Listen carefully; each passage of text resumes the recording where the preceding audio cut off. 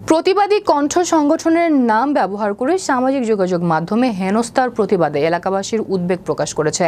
নোয়াখালী প্রতিনিধি আজিজ আহমেদ জানান, নোয়াখালীর বেগমগঞ্জের নরোত্তমপুরে প্রতিষ্ঠিত হওয়া সামাজিক সচেতনতামূলক সংগঠন প্রতিবাদী কণ্ঠ ও ব্যক্তিগত ফেসবুক আইডির নামে পরিচালিত ফেসবুক পোস্ট ও মন্তব্যের মাধ্যমে ব্যক্তিগত হেনস্থা এবং মানহানির অভিযোগ উঠেছে সংগঠনের সভাপতি আজিম মিয়ার বিরুদ্ধে।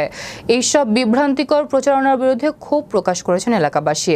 ভুক্তভোগীরা এই বিষয়টি নিয়ে গভীর উদ্বেগ প্রকাশ করেছেন। অভিযোগ উঠেছে, সংগঠনের সভাপতি আজিম মিয়া সম্প্রতি ফেসবুক সহ বিভিন্ন সামাজিক যোগাযোগ মাধ্যমে একাধিক ব্যক্তি ও সংগঠনের সদস্যদের বিরুদ্ধে কুরুচিপূর্ণ মন্তব্য ও উদ্দেশ্যমূলক পোস্ট প্রতিনিয়ত করে যাচ্ছেন। ভুক্তভোগী প্রতিবাদী কণ্ঠের সদস্যরা বলেন, আমরা সমাজের পক্ষে কথা বলি বলেই আজিম মিয়া আমাদের নামে ভিত্তিহীন অপপ্রচার চালাচ্ছেন।